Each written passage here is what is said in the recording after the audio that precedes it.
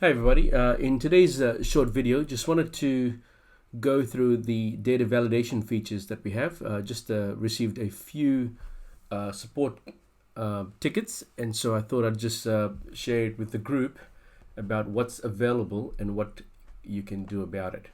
Right, so firstly, in order to set up your data validation, you want to come to integrations and set up your dbounds, Twilio, Data Soap, and get Google Places or whatever that you are using.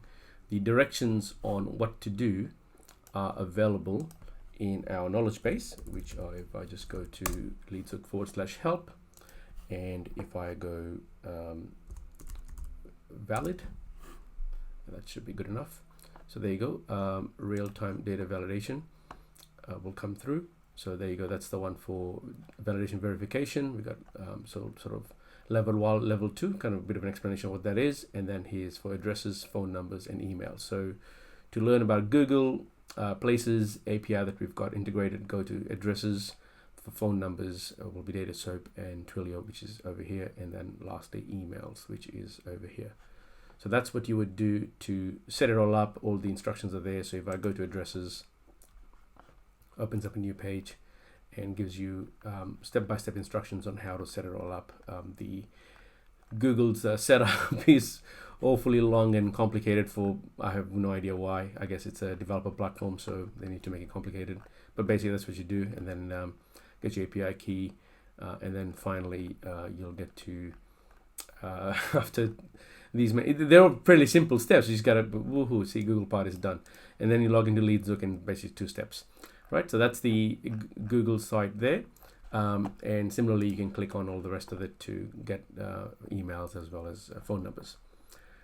Now, to use it, so once the integration has been set up, which you do over here, that's because once the integration is set up at the account level, you can apply those integrations into a decision tree.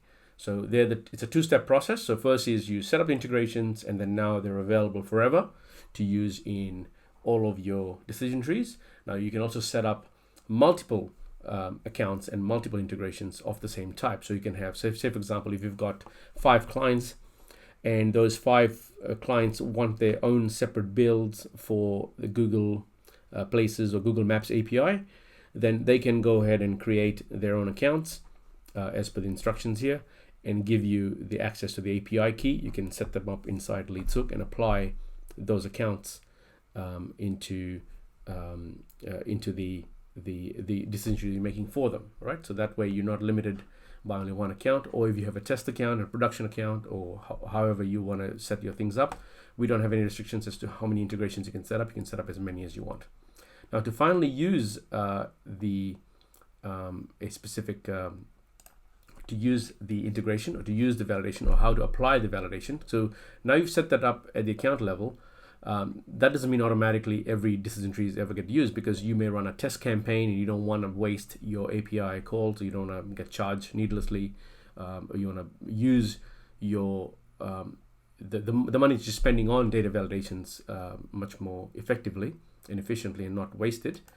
Come through to data validation, and there you can go ahead and select what you want to turn on and off. And if you turn it on, it gives you the option to pick which integration you want. So if I turn on email, I'll have, let's say if I have 10 clients, I can have 10 dbounds accounts sitting over here.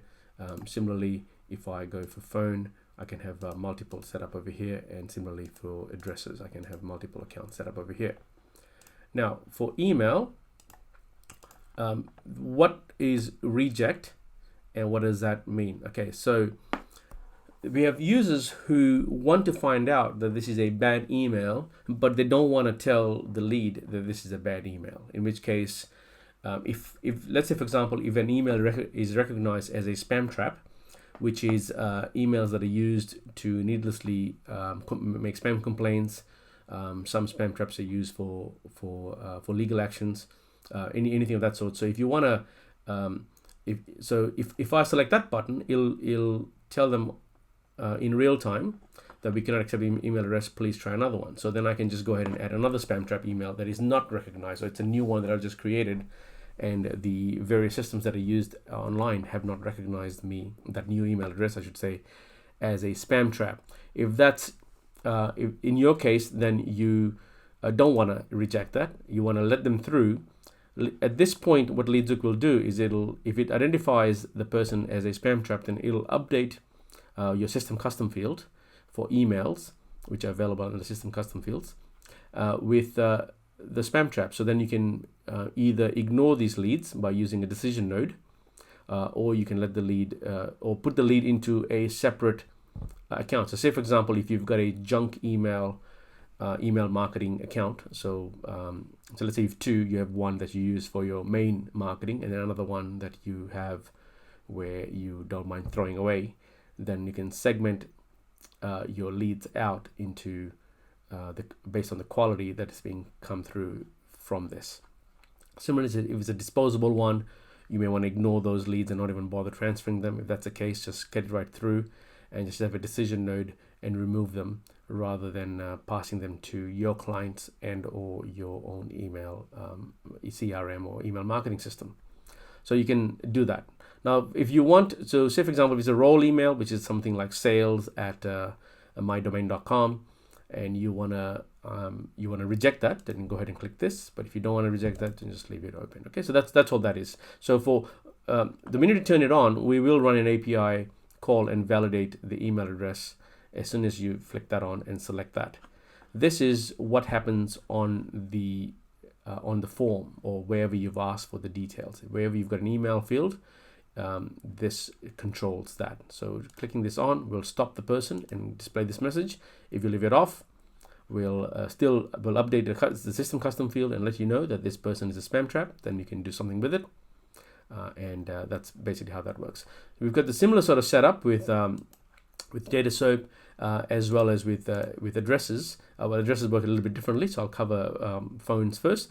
Same thing. If you want to stop the person on the screen and ask them to enter something else or a new number, then tick it off. If you want to just track the fact that these error messages or the person's the API return back an error message, then leave it off, and the lead will go right through, and you can then discard the lead based on if you have any error messages that have come through, or that the phone number is recognized as one of these. Right, so that's the control that we give you. Similarly, HRR is mobile checking, that's landline checking, and that's TPS, which is in the UK they have do not call list, so you can run your number against that do not call list. Right, so that's basically what the three features are. HRR is global. From my understanding, landlines and TPS are UK only. Now, if you are running your campaign in the United States or North America, then use the Twilio integration. Data Soap is primarily for the UK market. Lastly, we've got addresses. So similarly, you can select your account, your integration that you set up. You can restrict it by countries. So say, for example, if I'm only running campaigns in the United States, so if I'm just going to go United States right there. And let's say if I'm running the campaign now in Canada, so I can go ahead and select Canada as well. There you go, and that's it. So that's so the API call will only search for these two countries, or New Zealand, Australia, or wherever you're based. You can limit the searches by countries.